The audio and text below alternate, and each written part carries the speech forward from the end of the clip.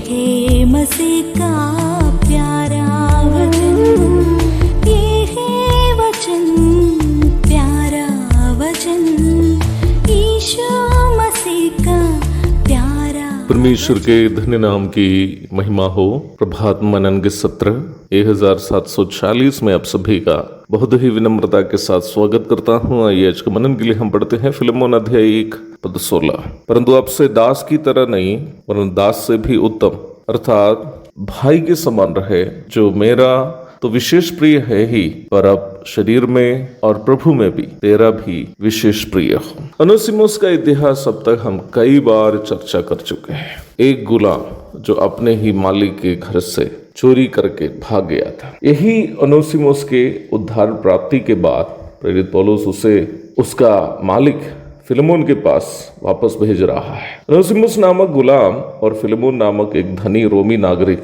दोनों पौलुस की आत्मिक संतान है। पौलुस यह समझा रहा है कि अब ओनेसिमुस आने पर उन्हें कैसे स्वीकार किया जाना चाहिए। पौलुस के शब्दों पर ध्यान दीजिएगा।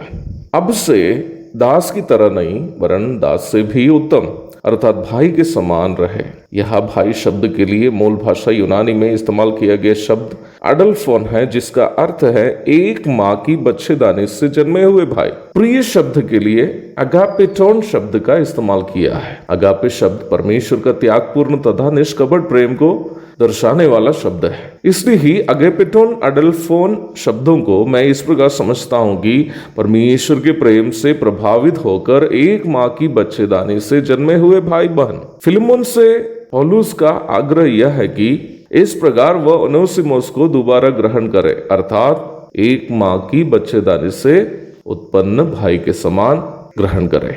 अवश्य हमें यह समझने की बात यह है कि हम उद्धार प्राप्त विश्वासियों के बीच का संबंध परमेश्वर के वचन की परिप्रेक्ष्य में कितना गहरा और महत्वपूर्ण है। हम एक माँ की बच्चेदानी से उत्पन्न भाई और बहन है अर्थात हमारे बीच के सभी प्रकार के विभाजन जो हमारे उद्धार प्राप्ति के पूर्व के थे, एक बार हमारे उद्धार प्राप्ति के साथ समाप्त हो जाते हैं। गलाती 3 की 26 से 28 तक के पदों में पौलुस इसी सच्चाई को समझाया है। क्योंकि तुम सब उस विश्वास के द्वारा जो मसीह यीशु पर है परमेश्वर की संतान हो, और तुम में से जितनों ने मसीह में बपतिस्मा लिया उन्होंने मसीह को पहन लिया है। अब ना कोई यहूदी रहा और न यूनानी, ना कोई दास ना स्वतंत्र, ना कोई नर ना नारी, क्योंकि तुम सब मसीह यीशु में एक हो। इस भाग में जो बपतिस्मा का जिक्र किया है वो आत्मा का बपतिस्मा है, जिसके बारे में आप 1 कुरिन्थी 12वां अध्याय की 12 से 27 तक के पदों में स्पष्ट रूप में देख सकते हैं।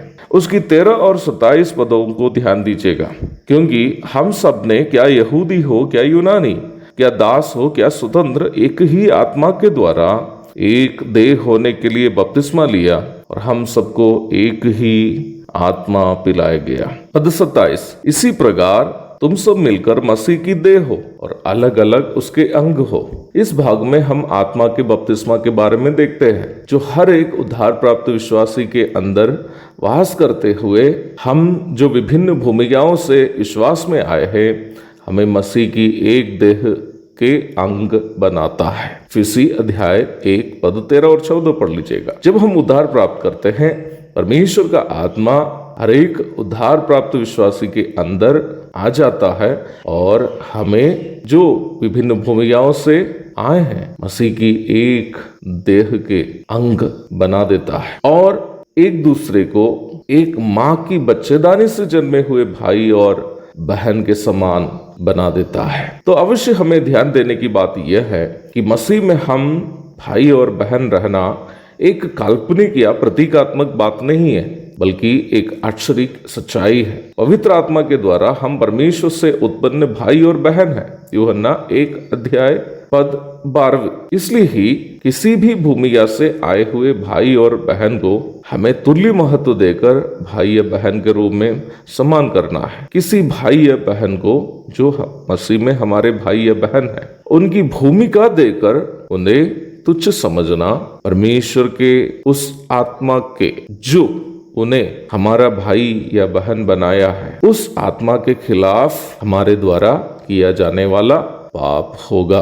मैं पुनः इस बात को कहते हुए समाप्त करता हूँ, किसी भाई या बहन को जो मसीह में हमारे भाई या बहन है, उनकी भूमिका देकर उन्हें तुच्छ समझना परमेश्वर के आत्मा के खिलाफ करने वाला पाप है, क्योंकि परमेश्वर का आत्मा हर एक भूमिकाओं से लोगों को हमारे भाई या बहन बनाता है और मसीह में हम एक है, मसीह की देह के अंग है। एक और शुभ दिन की धन्य कामनाओं के साथ आज का मनन मैं यहाँ समाप्त करता हूँ। प्रभु आप सबको आशीष दे। आमीन।